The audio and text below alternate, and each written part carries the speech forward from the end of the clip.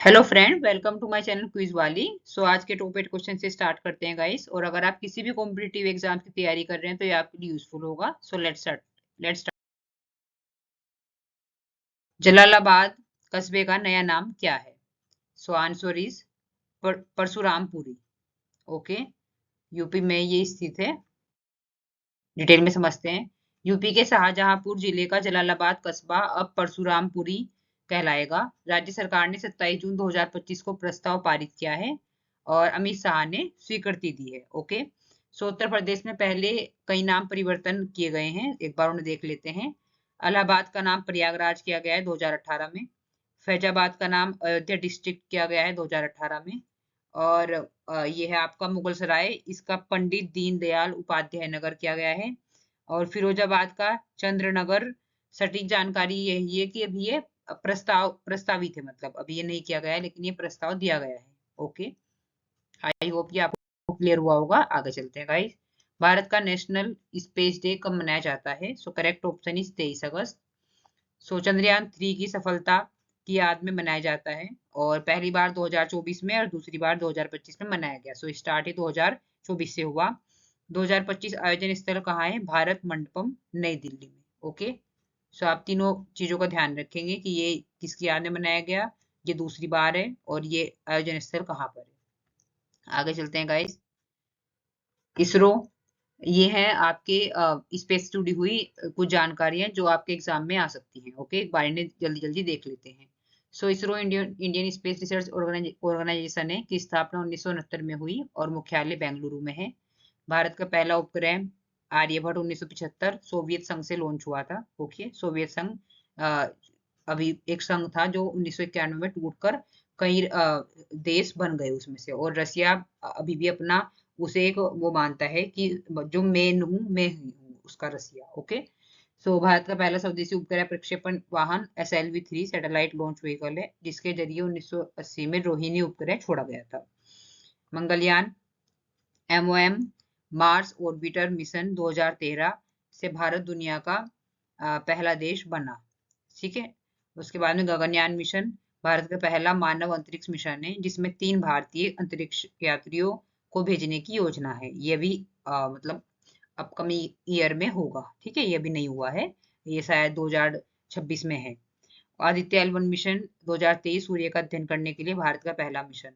Okay, और ये नाविक है नेविगेशन विद इंडियन, ये है आपका कंस्टेलेशन, भारत की अपनी जीपीएस जैसी नेविगेशन प्रणाली। ओके, अभी तक हम जीपीएस यूज कर रहे हैं जो यूएस की है। हम इस पर काम कर रहे हैं नाविक पर, ताकि कल को हमारे पास अपनी एक सुविधा हो जाए, नेविगेशन प्रणाली। ओके, चंद्रयान 3 ने दक्षिणी ध्रुव पर सफल लैंडिंग की, ऐसा करने वाला भारत पहला देश बना। ओके, भारत के प्रमुख प्रक्षेपण केंद्र जहां से लॉन्च होते हैं, ये है आपका सतीश धवन स्पेस सेंटर, ये श्रीहरिकोटा में है आंध्र प्रदेश में। और Thumba equatorial rocket launching station, ये केरल में है। ओके, आगे बढ़ते हैं गाइस। एडीआर रिपोर्ट 2025 के अनुसार भारत के सबसे अमीर मुख्यमंत्री कौन है? Correct option is Chandrababu Naidu. और ये कहाँ के? ये आंध्र प्रदेश के सीएम हैं। डिटेल में समझते हैं। सबसे अमीर मुख्यमंत्री, एडीआर की फुल फॉर्म क्या है? पहले तो association for democratic reforms. Okay, और ये क्या करती है कि मतलब देश में कौन कौन सांसद कितना अमीर है, मुख्यमंत्री, सांसद, पार्टी, इन सब का वो निकालती है। ठीक है, सबसे अमीर मुख्यमंत्री आंध्र प्रदेश के एन चंद्रबाबू नायडू हैं और इनकी संपत्ति लगभग 931 करोड़ है। दूसरे सबसे अमीर मुख्यमंत्री अरुणाचल प्रदेश के पेमा खांडू हैं, 332 करोड़ संपत्ति। सबसे गरीब मुख्यमंत्री हैं आपके पश्चिम बंगाल की ममता बनर्जी। सिर्फ ₹15 लाख संपत्ति घोषित इन्होंने की हुई है, लेकिन सच में तो क्या है असलियत में वो आपको पता है, मुझे पता है, लेकिन जो कागज में है वो इनकी 15 लाख संपत्ति है। ओके, भारत के 94% विधायकों और सांसदों ने करोड़पति होने की घोषणा की है, 94%। और एडीआर के अनुसार पार्टियों की आय में सबसे ऊपर भारतीय जनता पार्टी बीजेपी है। और एडीआर रिपोर्ट चुनावी राजनीति में धन बल और आपराधिक पृष्ठभूमि की बढ़ती भूमिका को उजागर करती है। आगे चलते हैं गाइस। सिपरी रिपोर्ट 2025 के अनुसार भारत दुनिया में किस स्थान पर है सैन्य खर्च, मिलिट्री एक्सपेंडिचर के मामले में? Correct option is 5th। आगे बढ़ते हैं गाइस और इसके बारे में समझते हैं डिटेल में। सो ISIPRI की फुल फॉर्म है Stockholm International Peace Research Institute, okay, Stockholm, okay. और दुनिया में 5वां सबसे बड़ा सैन्य खर्चक है हमारी जो कंट्री है, 5th largest Spender. SIPRI report के अनुसार भारत ने 2024 में करीब 86 अरब डॉलर का सैन्य खर्च किया, जिससे वह वैश्विक स्तर पर 5वें स्थान पर रहा, ओके। सैन्य खर्च में मामूली वृद्धि, लेकिन 10 साल में बड़ा उछाल हुआ और 2023-24 में भारत का सैन्य खर्च 1.6% बढ़ा है, ठीक है। लेकिन 2015 से यह संख्या लगभग 42% तक पहुंच चुकी है। समझ सकते हैं आप कितना ज्यादा उछाल हुआ है इसमें। ग्लोबल आयात में दूसरी सबसे बड़ी हिस्सेदारी है ग्लोबल आयात में, okay, second largest arms importer, okay, import करने में, अब दूसरे देशों से हथियार खरीदने में, ओके। भारत दुनिया का दूसरा सबसे बड़ा हथियार आयातक है यूक्रेन के बाद में, जिसने वैश्विक आयात का लगभग 8.3 हिस्सा अपनी ओर आकर्षित किया है, ओके। और रूस पर निर्भरता में कमी आई है, पश्चिमी साझेदारों का उदय हुआ है, ओके, जैसे फ्रांस, जर्मनी वगैरह। भारत अब भी रूस से सबसे अधिक हथियार आयात करता है, लगभग 38%, और लेकिन यह पहले की तुलना में काफी कम है। 2015-19 में भारत जो इंपोर्ट करता था उसका आधा ही रूस से मंगा लेता था, ओके। और साथ ही भारत ने फ्रांस, इजराइल से आयात बढ़ाया है, ओके। आई होप ये आपको क्लियर हुआ होगा। आगे बढ़ते हैं गाइस। अफ्रीकन यूनियन ने किस पुराने नक्शे को बदलने की बात की है? So correct option is marketer project में समझते हैं। एयू ने मार्केटर मैप छोड़कर इक्वल अर्थ मैप अपनाने की वकालत की है और मार्केटर प्रोजेक्शन में अफ्रीका छोटा दिखता है, ठीक है। अभियान का नाम क्या है? करेक्ट द मैप, याद रखेंगे आप। अमेरिका, वर्ल्ड बैंक और गूगल ने समर्थन किया है और उद्देश्य है अफ्रीका का वास्तविक आकार व महत्व को दिखाना, ओके। सो समझ लेते हैं कि मार्केटर मैप जिसे ये बदलने की कोशिश कर रहे हैं, मतलब इनकी अपील है, और इसे बदलकर फिर इक्वल अर्थ मैप कि इन्होंने किया, कहा है कि हम ये चाहते हैं, ओके। सो एक बार दोनों को समझते हैं। सो ये सिलिंड्रिकल प्रोजेक्शन है, मार्केटर है जो आपका, और समुद्री समुद्री यात्रा के लिए बनाया गया था, क्योंकि इसमें सीधी रेखाएं असल में भी सीधी दिखती हैं, ओके।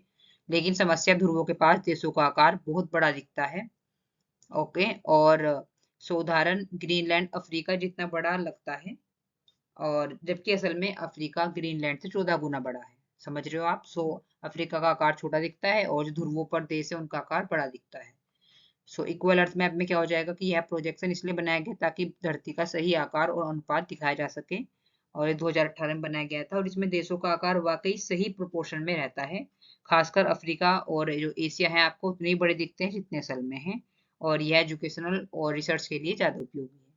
आई होप ये आपको क्लियर हुआ होगा कि मार्केटर जो मैप है वो क्या है और इक्वल अर्थ मैप क्या है, और क्यों अफ्रीका इसे चेंज कराकर इक्वल अर्थ मैप कराना चाहता है, ओके। आगे बढ़ते हैं गाइस। नव्या इनिशिएटिव किसके लिए शुरू की गई है? सो ऑप्शन जो करेक्ट है मेरा वो है किशोर लड़कियों के लिए।